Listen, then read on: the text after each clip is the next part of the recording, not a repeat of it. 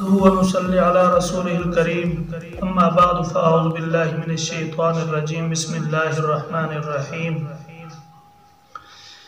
يا أيها الذين آمنوا إن تطيعوا الذين كفروا يردوكم على أعقابكم فتنقلبوا خاسرين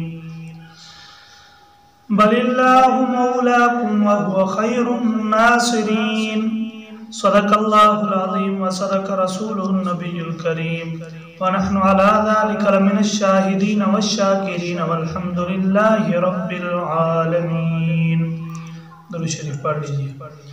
اللهم صل على محمد وعلى آل محمد كما صليت على إبراهيم وعلى آل إبراهيم إنك حميد مجيد. اللهم بارك على محمد وعلى آل محمد كما باركت على إبراهيم وعلى آل إبراهيم إنك حميد مجيد. محترم دوستو، بزرگوں، ساتھیوں، رب کریم ذات سے ہر وقت یہی دعا کرنی چاہیے اللہ پاک ہم سب کو اعمال والی زندگی عطا فرمائے. اعمال سے سب کچھ ہوتا ہے، مال سے کچھ بھی نہیں ہوتا. آج کی اس آیات مبارکہ رب کریم ذات نے اپنے صحابہ سے گفتگو فرمائی. صحابہ کے بارے میں آتا ہے اور اس کا پس منظر سن لیجئے. جنگ غزوہ احد کا واقعہ چل رہا ہے. غزوہ احد میں مسلمانوں کو شکست ہوئی، بہت نقصان ہوا. غزوہ احد کے لیے جب یہ آ رہے تھے کافر 3000 کا لشکر انہوں نے جمع کیا اور مدینے کی طرف روانہ ہوئے. یہ لشکر کا نکلنا خفیہ طور پر رکھا گیا کہ کسی کو معلوم بھی نہ ہو. منافقوں کو معلوم تھا، جو مسلمانوں کے ساتھ نہیں تھے ان کو معلوم ہو چکا تھا. جب یہ مدینے کے قریب پہنچے تو جناب نبی کریم صلی اللہ علیہ وسلم کو بتایا گیا کہ حضور کافروں کا لشکر پہنچنے والا ہے. جناب نبی کریم صلی اللہ علیہ وسلم نے فرمایا کہ تم سب پہنچو وہاں پر احد کے میدان میں. تو فرمایا اس وقت جو منافق لوگ تھے، مشرک لوگ تھے، انہوں نے مسلمانوں کو یہ باتیں سنانا شروع کر دی کہ بدر کے میدان میں تو آپ نے ان کے ساتھ بہت برا سلوک کیا، یعنی ان کو ایسا ہرایا کہ وہ زندگی بھر یاد رکھیں گے.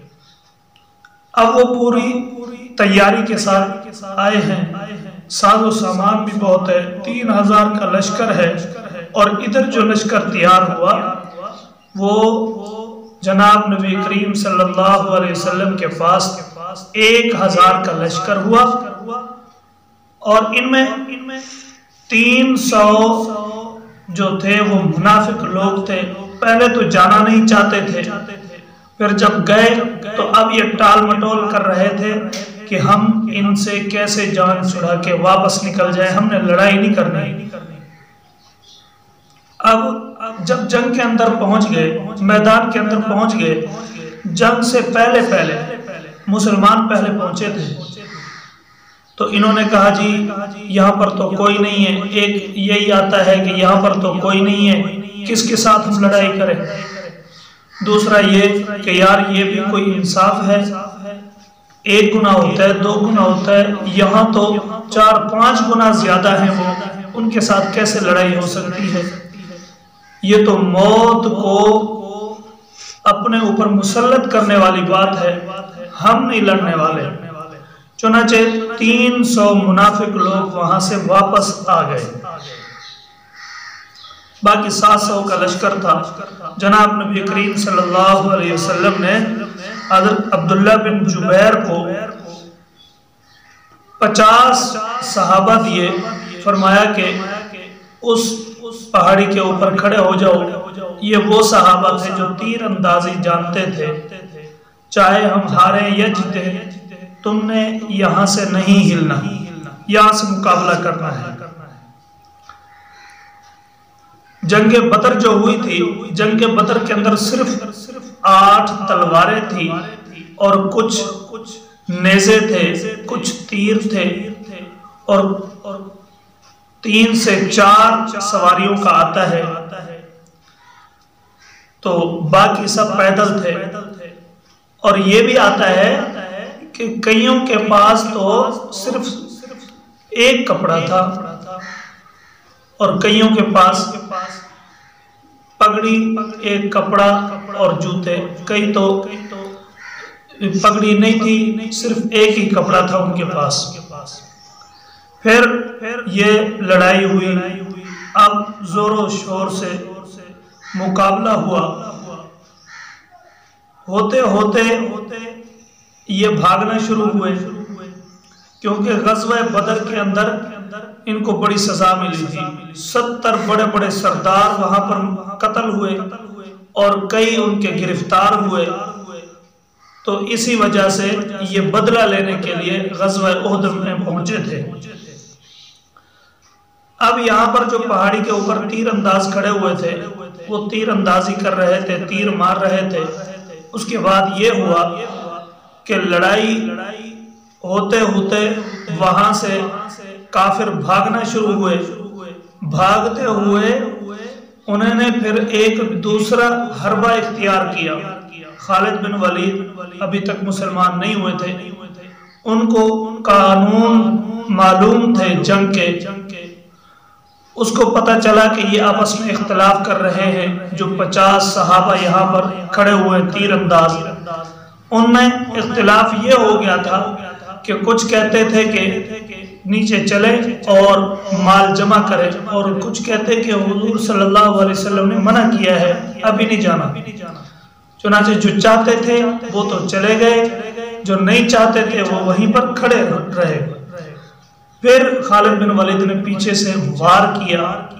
اب اس کا نقصان یہ ہوا کہ دونوں طرف سے وہ کافر آئے۔ خالد بن ولید نے کہا کہ میں ولید بول رہا ہوں، خالد بن ولید بول رہا ہوں، اب ایسا کرو میں پیچھے سے وار کر رہا ہوں، تم آگے سے آ جاؤ۔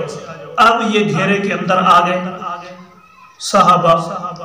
اب ہوا یہ کہ افرتفری کے اندر اپنے ہی بندوں سے، اپنے تلواروں سے اپنے صحابہ شہید ہو رہے تھے، پتہ نہیں چل رہا تھا۔ اب یہ ہوا کہ جناب نبی کریم صلی اللہ علیہ وسلم کو زخم بھی ہوئے اور حضور کا نیچے والا دانت بھی شہید ہوا۔ تو اس موقع پر یہ پھر کافروں کو جب یہ واپس آئے تو کافروں نے، منافقوں نے یہ باتیں کی۔ اللہ پاک نے قرآن کے اندر بتا دیا، یا ایھا الذین آمنوا، اے ایمان والو، ان تطیعوا الذین کفروا، اگر تم کہاں مانو گے کافروں کا۔ وہ کہتے تھے کہ نہ جاتے تم، وہ تو تمہارے سے ٹھیک ٹھاک بدلہ لینے کے لیے آئے ہیں، جنگ میں شریک نہ ہو۔ جو کافر چاہتے تھے، یردوکم علی اعقابکم، وہ تم کو پھیر دیتے، یعنی الٹے پاؤں تمہیں پھیر دیتے کفر کی طرف۔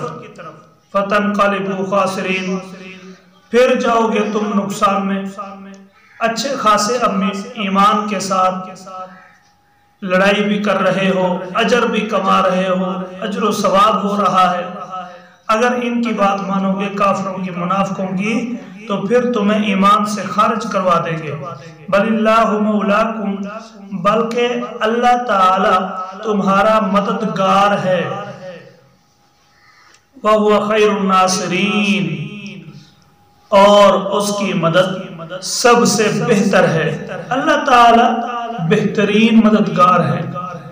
اللہ تعالی جس کے ساتھ چاہتے ہیں مدد والا معاملہ کرتے ہیں اور کمال کی مدد فرماتے ہیں۔